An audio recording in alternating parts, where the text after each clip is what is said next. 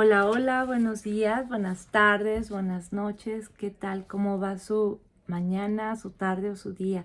Espero que súper bien, pero si estamos pasando por un momento de esos no tan agradables, solo recuerden que todo es pasajero, que todo va a fluir, tanto la tristeza como la alegría. Nada se queda igual.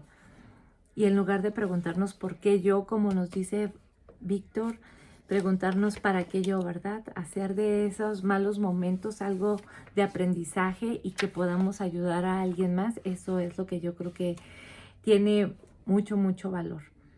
Últimamente, ya saben, en las redes sociales todo es, ay, sí, únete a los optimistas y vamos con todo podemos. Sí hay que ser optimistas y sí hay que tratar de siempre estar con una sonrisa porque no sabemos a quién le podemos ayudar, pero también aceptar nuestras emociones, así como la tristeza, también el enojo, pero darle un enfoque, ¿verdad? No dejar que esas emociones no tan positivas nos invadan y nos llenen y nos lleven a la tristeza. Y pues ya saben, por favor, si pueden compartir, porque esto es un aprendizaje para todos y mientras más lo compartamos, más llega a personas. Igual y si no pueden compartir el canal, no importa, pero compartan lo que se les queda, algo, porque eso puede cambiarle el día o la vida a una persona. Nunca sabemos lo que la gente está pasando, entonces el estar presentes y el estar disfrutando y compartiendo es lo que hace esta vida más enriquecida para todos. Y ese es el motivo de este canal. Así es que déjenos algún comentario de qué les está pareciendo el libro. Probablemente ya terminemos hoy y si no otra lectura más va a haber, pero ya espero que les haya dejado mucho como me ha dejado a mí y como les digo, esto es para seguir escuchando y escuchando, leyendo y leyendo porque cada vez se aprende algo nuevo, cada vez interpretamos diferente y es lo importante de también compartir, ¿verdad? Porque así tenemos otros puntos de vista y no solamente es el de nosotros y es como nuestra mente se va abriendo y se va retomando nuevas creencias, haciendo nuevas conexiones en nuestro cerebro y todo esto nos ayuda a todos. Entonces, además, recordar siempre que el compartir es aprender mucho para nosotros. Y el que si tú te importa a alguien, compártelo lo que sabes, porque al hacerlo dejas tu huella en el mundo. Porque si sabes algo y te lo llevas y nunca lo compartiste, entonces ¿de qué sirvió haberlo sabido o tenerlo en tus manos, verdad? Y pues bueno, en la lectura pasada dijo que el aceptar la vida con entereza mantiene su sentido hasta el último instante y lo conserva hasta el final, en su sentido más literal. Dicho de otra forma, el sentido de la vida es incondicional, pues incluye también el sentido del sufrimiento ineludible. Como decía, ¿verdad? El dolor es inevitable, pero el sufrimiento es opcional. Y así es como debemos de ver cómo queremos vivir. Si aprendemos o si nos quedamos estancados y seguimos en esa oscuridad que muchas cosas nos pueden llevar a, muchas situaciones no deseadas nos pueden llevar a estar en mucho sufrimiento. Y pues bueno, ya estamos, como les dije, en el día número 17 de nuestro libro El hombre en busca de sentido de Viktor Frankl. Y pues a mí me ha encantado, espero que les haya encantado de igual manera a ustedes. Y empezamos en la página número 148, la logoterapia como técnica. No es posible disipar un miedo real, como el temor a la muerte, con una interpretación psicodinámica. Tampoco se puede curar un temor neurótico. La agorafobia, por ejemplo, con el simple conocimiento filosófico, la logoterapia ha desarrollado una técnica para tratar estos casos. Para comprender la técnica se necesita entender los mecanismos que impelen a las personas neuróticas. Conocemos por la ansiedad Comencemos por la ansiedad anticipatoria. Lo característico de este temor es provocar en el paciente precisamente aquello que teme. Por ejemplo, Una persona teme sonrojarse al entrar en una gran sala abarrotada de gente. No sé si a ustedes les ha pasado, pero yo recuerdo cuando era joven, me daba pavor entrar a un lugar y sabía que me iba a poner roja y que todo el mundo me iba a ver. Sin la menor duda se ruborizaba al entrar en la sala. En este contexto, podemos explorar el aforismo que dice que el deseo es el padre del pensamiento y afirmar que el miedo es la madre del suceso. Miren qué interesante. El deseo es el padre del pensamiento y afirmar que el miedo es la madre del suceso. Por irónico que parezca, así es como el miedo provoca lo que se teme. La intención excesiva impide realizar lo que se desea. Esta intención excesiva, hiperintención, en logoterapia, se observa sobre todo en casos de neurosis sexual. Cuanto más se empeña un hombre en demostrar su potencia sexual o una mujer en sentir un orgasmo, menos posibilidades tiene de éxito. El placer es y así debe seguir siendo un efecto secundario y se destruye o malogra si se hace de él un fin en sí mismo. Además de la intención excesiva, como acabamos de describir, también la intención excesiva hiperreflexión en logoterapia puede resultar patógena, es decir, causar enfermedades. Con el siguiente informe clínico ilustraré lo que quiero decir. Una joven acudió a mi consulta a causa de su frigidez. Su padre había abusado de ella cuando era una niña. Sin embargo, la historia clínica evidenció que esa traumática experiencia no desencadenó una neurosis sexual. La paciente había leído varios trabajos de divulgación de psicoanálisis y dedujo que necesariamente esa traumática experiencia infantil tenía que acarrearle consecuencias nefastas. Durante años vivió temerosa ante la sexualidad. Esta ansiedad anticipatoria se resolvía tanto en la excesiva intencionalidad de confirmar su feminidad como en la excesiva atención a sí misma, no a su compañero. Esa atención resultaba suficiente para privarla del placer sexual, ya que para la paciente el orgasmo era un objeto de atención y de intención, no un efecto de la entrega. Tras unas pocas sesiones de logoterapia, la atención e intención excesivas de la paciente sobre su capacidad de experimentar el orgasmo se hicieron de reflexivas, otro término de la logoterapia, cuando la paciente recodificó su atención hacia el objeto apropiado, su compañero alcanzaba el orgasmo espontáneamente. La logoterapia fundamenta su técnica denominada intención paradójica en un doble principio. Por un lado, el miedo provoca precisamente aquello que se teme. Por otro, la hiperintención impide la realización del efecto que se desea. Con la intención paradójica se invita al paciente fóbico a realizar precisamente lo que teme, al menos por un momento o por una vez. Recordaré otro caso. Un joven médico me consultó sobre su temor a transpirar. Siempre que tenía miedo a transpirar, la ansiedad anticipatoria era suficiente para precipitar la sudoración. Para cortar este proceso tautológico, aconsejé al paciente que cuando empezara a transpirar, decidiera liberadamente mostrar a la gente cuánto era capaz de sudar. Una semana más tarde me informó que había conseguido, al concentrarse frente a personas que desencadenaban su ansiedad anticipatoria, decirse a sí mismo: antes sudaba 1/4 de litro, ahora voy a sudar más de 10. En una sesión de logoterapia y en una semana se liberó de una fobia sufrida durante años. El lector advertirá que este procedimiento consiste en invertir la actitud del paciente. Su temor se ve reemplazado por un deseo paradójico. Con este tratamiento, el viento se aleja de las velas de la ansiedad.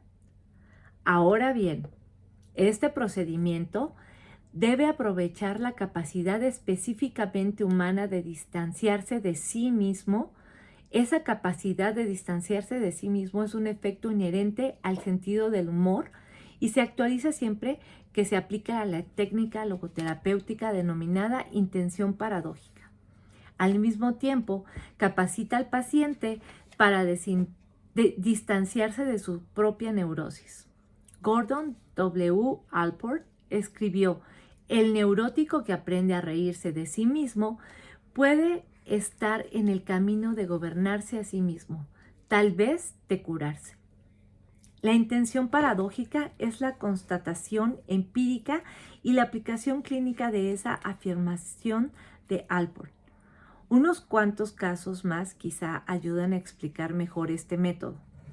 Expondré la historia de un paciente que había sido tratado por diferentes doctores en varias clínicas, sin obtener ningún avance terapéutico. Cuando me visitó se encontraba al límite de la desesperación, casi al borde del suicidio. Era contable, llevaba años padeciendo el calambre de los escribientes y corría grave riesgo de perder su empleo por la frecuencia e intensidad de las crisis. La situación aconsejaba una terapia breve e inmediata, casi una curación repentina. Para iniciar el tratamiento, mi ayudante recomendó al paciente que hiciera justo lo contrario de lo que venía haciendo, es decir, garabatear en lugar de tratar de escribir con la mayor pulcritud. Se le aconsejó que se repitiera a sí mismo: ahora voy a demostrar a todo el mundo lo buen chupatintas que soy. Al intentar garabatear le resultaba imposible hacerlo. Intenté hacer garabatos, pero no pude, así de sencillo, nos dijo al día siguiente. En 48 horas remitió el dolor del calambre del escribiente y así continuó en observación después del tratamiento. Hoy es un feliz hombre y trabaja a pleno rendimiento. Un colega del departamento de laringología del Hospital Policlínico de Viena me contó un caso parecido, pero referente al habla. Era uno de los casos más severos de tartamudeo de sus muchos años de práctica médica. El paciente no recordaba ninguna situación en la que se sintiera libre de su tartamudeo, a excepción de una ocasión, cuando tenía 12 años y se coló en los autobuses.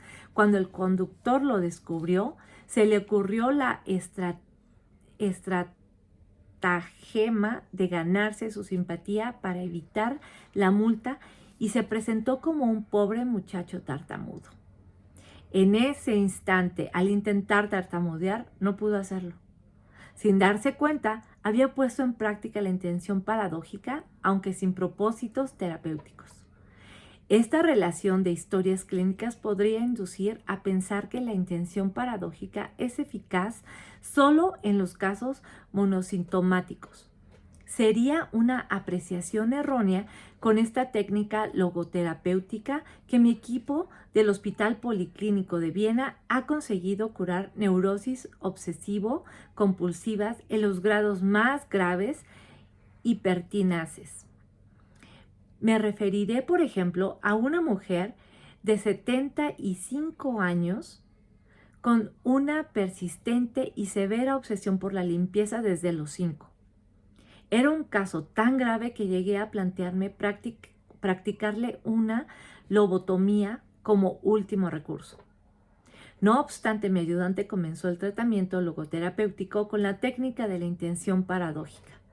Y a los 2 meses la paciente ya llevaba una vida normal. Antes de ser admitida a la clínica nos había confesado: la vida es un infierno para mí. Disminuida por su compulsión y su obsesión bacteriofóbica, no se levantaba de la cama incapaz de realizar ninguna tarea doméstica.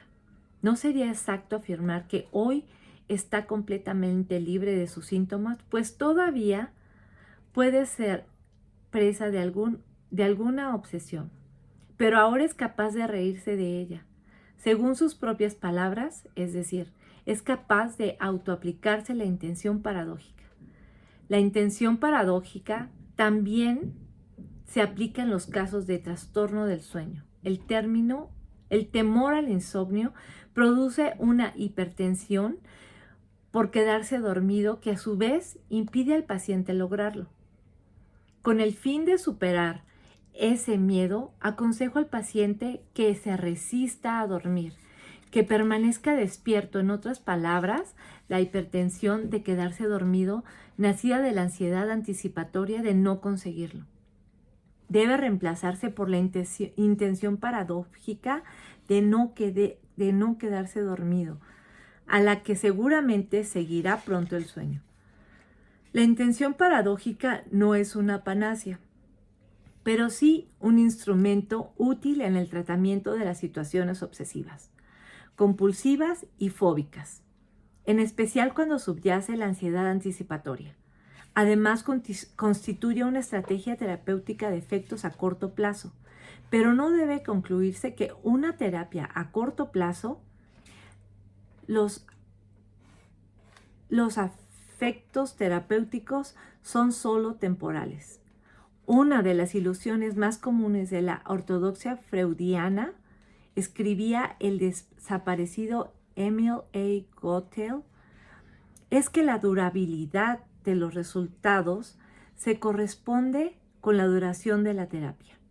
En mis archivos consta el informe de una paciente a quien se aplicó la intención paradójica hace más de 20 años y aún permanecen sus efectos terapéuticos.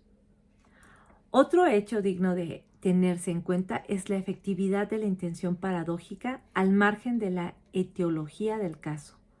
Esto confirma los planteamientos de Edith Weiss Josel, aunque la terapia tradicional ha insistido en que las prácticas terapéuticas deben fundamentarse en bases etiológicas.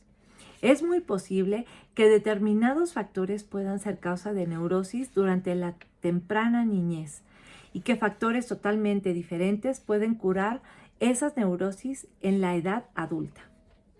Con frecuencia, lo que se presenta como una causa de neurosis, los complejos, los conflictos y los traumas, no son causa sino síntoma de la neurosis. El arrecife que se descubre con la marea baja no es la causa de la marea baja. Por el contrario, la marea baja hace visible el arrecife. Ahora bien, ¿qué es la melancolía sino una especie de anormal marea baja? Y los típicos sentimientos de culpa que surgen en las depresiones endógenas, no confundirlas con las neuróticas. Son las causas de esta modalidad especial de depresión. Al contrario, la marea baja emocional deja ver los sentimientos de culpa. Se limita a sacarlos a la superficie consciente. En cuanto a la verdadera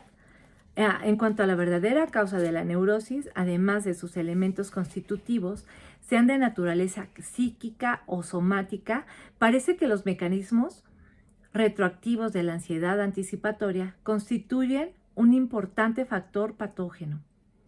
A un síntoma concreto le corresponde una fobia. La fobia desencadena de nuevo el síntoma y este, a su vez, refuerza la intensidad de la fobia. Una cadena similar se observa en los casos obsesivos compulsivos, cuando el paciente lucha con las ideas que lo acosan. Con este proceder, esas ideas incrementan su poder sobre el paciente, puesto que la presión precipita una contrapresión. Otra vez queda reforzado el síntoma. Contrariamente, si el paciente deja de enfrentarse a sus obsesiones e intenta ridiculizarlas, procediendo con ironía, al aplicar la intención paradójica se rompe el círculo vicioso. El síntoma remite, se debilita y finalmente se atrofia. Y si el paciente no se halla inmerso en un vacío existencial que provoque el síntoma, no lo conseguirá ridiculizar su temor neurótico, sino ignorarlo por completo. Como vemos, la ansiedad anticipatoria debe contraatacarse con la intención paradójica. la hipertensión y la hiperreflexión se combaten con la de reflexión. No obstante, solo es posible con un cambio de orientación del paciente hacia su vocación específica y su misión en la vida. En el ensimismamiento del neurótico, ya sea en forma de conmiseración o de desprecio, jamás es capaz de romper el círculo vicioso. La clave de la curación se halla en la autotrascendencia, en la trascendencia de uno mismo. La neurosis colectiva. Cada época tiene su propia neurosis colectiva y cada época precisa su propia psicoterapia para vencerla. El vacío existencial es la neurosis colectiva más frecuente en nuestro tiempo. Se la describe como una forma privada y personal de nihilismo, y el nihilismo se define por la radical negación del sentido del hombre. Por eso la psicoterapia no podrá nunca recomponer esta situación social si no se sitúa fuera de la influencia de la filosofía nihilista.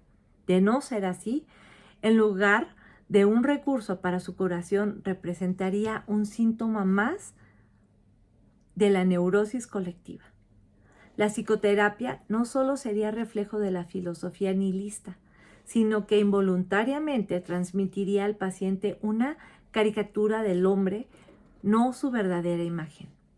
Existe un grave riesgo en la enseñanza de la teoría de la nada del hombre, la teoría de que el hombre es resultado de las condiciones biológicas, psicológicas y sociológicas, o dicho de otra forma, producto de la herencia y del ambiente.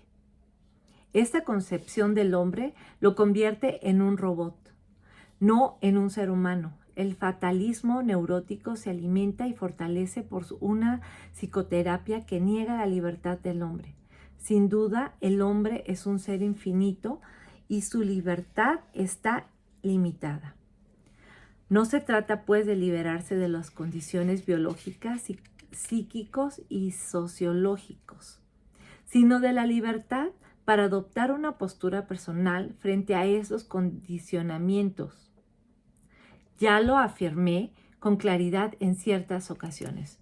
Como profesor de 2 disciplinas, neurología y psiquiatría, soy plenamente consciente de que el hombre está sujeto a las condiciones biológicas, psicológicas y sociales. Pero además de profesor en estos 2 campos, soy superviviente de otros 4.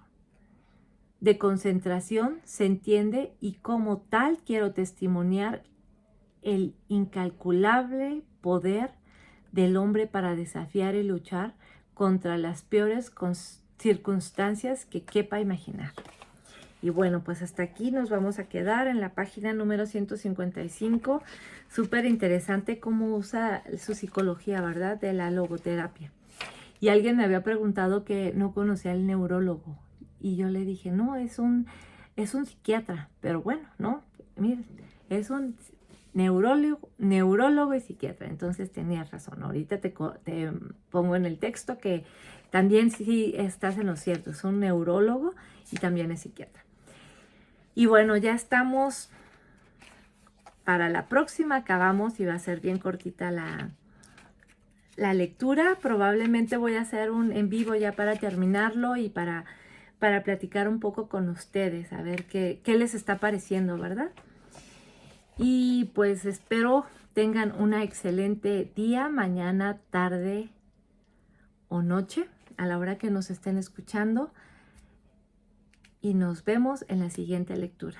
Recuerden regalarnos un like, compartir el video o compartir lo que estamos aprendiendo, ¿verdad? Esto de la logoterapia, cómo se usa, cómo él lo usa de que, ok, te da miedo esto, o la de la sudoración, ¿verdad? Sudo 5 litros, pues ahora voy a sudar 10 y resulta que pasa todo lo contrario y no suda. Entonces, tratar de ver cuáles son nuestros miedos y cómo podemos aplicar nosotros mismos la logoterapia o buscar ayuda si es que la necesitamos. Hay que normalizar las enfermedades mentales. Así como tenemos una gripa y vamos al doctor, así si nos sentimos deprimidos o estresados o como nos sientamos y necesitemos ayuda, a buscarla, no pasa nada. Acabemos con ese estigma que hay con la salud mental. Y bueno, pues que tengan un excelente día, regálenos un like, suscríbanse por favor al canal y compartan. Hasta la próxima. Bye.